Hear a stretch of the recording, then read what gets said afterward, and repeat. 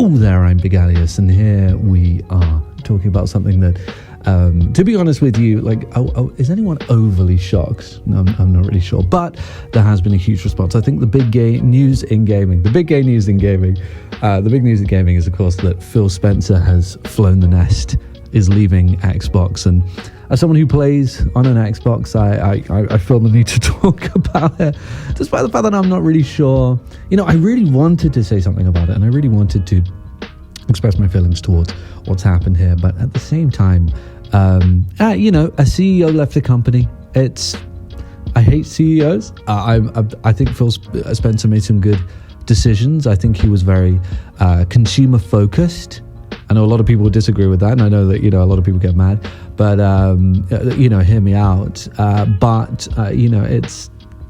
I think the impact is going to be a lot lighter than you might think. I think this happens a lot, to be honest with you. People put a lot of stock into, like, CEOs changing hands and, and people in board meetings changing hands. But frankly, it's really not that as much of a huge leap as you might think it is. I think that things are going to carry on the way they were. There are certain figureheads, people like Phil Spencer. There's a reason that he's the guy with the gamer score. And the reason that this new, to be honest with you, I should have made a note of it. I haven't actually made a note of who the new CEO, was he the CEO? I believe that was his title.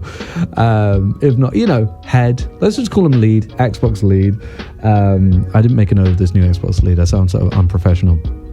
But it's a new person, and there's a reason that people immediately like data mining her gamer score and talking about how her gamer score like suddenly went up when she took over etc. And there's a reason for that. These people, they do become sort of like the figureheads, like the Joe Statham at 343 and stuff. And a lot of people think that like this one person is the driving force behind these companies, and sort of like the Musk effect, where everything's put onto one person. And it's assumed that they're running all of the operations, which just isn't true. It's not true in any way, shape, or form. But I think we should treat this video as though that's the case. And if that is the case, and we're looking at Phil Spencer, I do think, I know I'm going to get a lot of backlash for this, and people aren't going to agree with what I say here. But if you look at a lot of the things that he did, they did feel somewhat consumer friendly adjacent, maybe not 100% consumer friendly, but when you do take a look at it, they are a lot of things that, if they had succeeded and worked, would be for the favor of the gamer. I mean, like, he wanted all video games to be backwards compatible for longer than they were, and that's because some people didn't have the money to upgrade to the next console. Not pushing people to the next console is putting the consumer first. Unfortunately, it's putting the developer second, and it is making for worse experiences. And I think, like, on the scale of things, when you put the two things together, we all, we make these videos and we have these discussions and, and back and forth and what have you, where we all say that, like, we should be putting the consumer first, and the most important thing should be accessibility in terms of, like, what we can afford and, what we can invest in. But ultimately, we had an example of this with the backward compatible thing.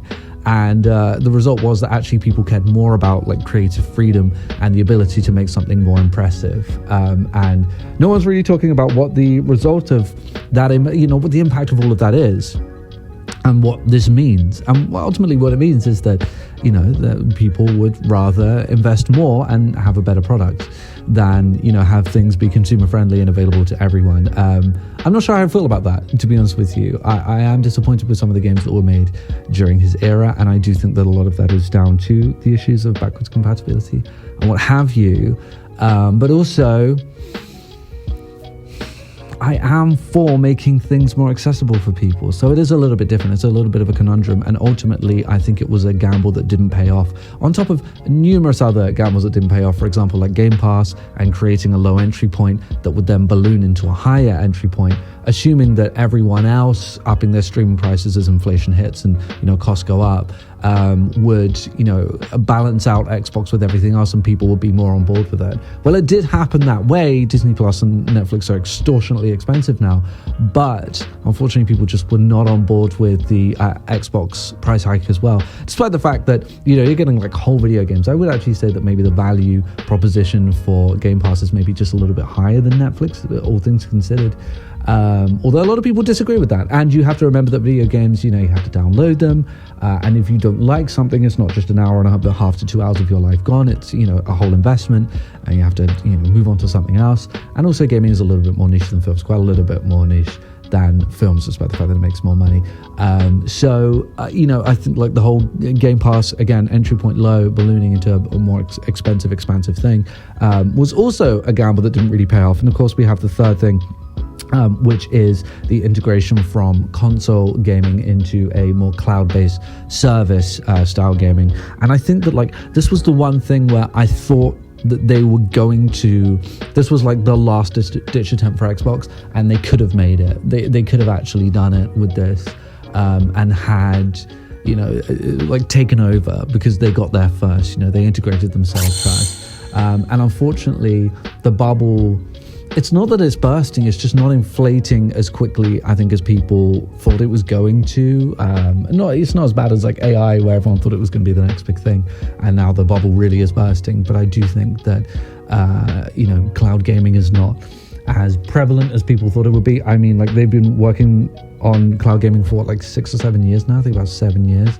And it still feels like a fledgling thing that people aren't really all that invested in. 7 years, I think they were assuming that it would be what people do now, the primary way for gaming. But unfortunately, the infrastructure just isn't there. And when your next big leap into a new service relies on other infrastructure and other services being just as strong, if not stronger, then you end up with this situation where it's like,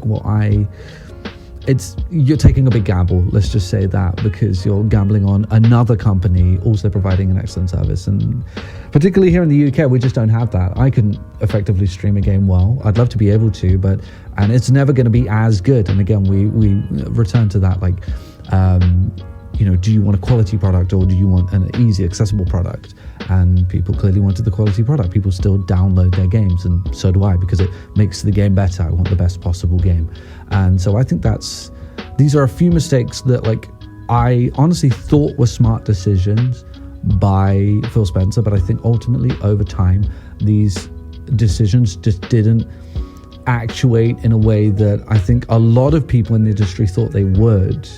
And the industry hasn't moved as quickly as maybe we thought it would when all of these plans were plotted out, cloud gaming and accessibility and Game Pass. And so ultimately what we're left with is a bunch of experiences that were created and pathways that were created that were not fully realized. And I think that's going to be the legacy of Phil Spencer, at least in my opinion. And so that's what I think of that. I hope it was an interesting conversation. I don't think all that much is going to change. I wouldn't put too much stock in it.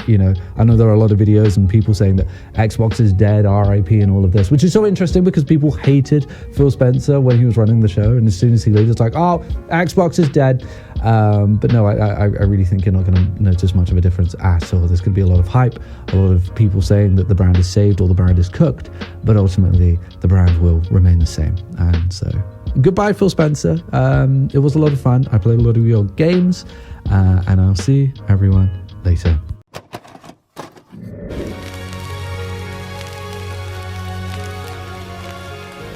The PlayStation is only $149, and you can also get leading titles.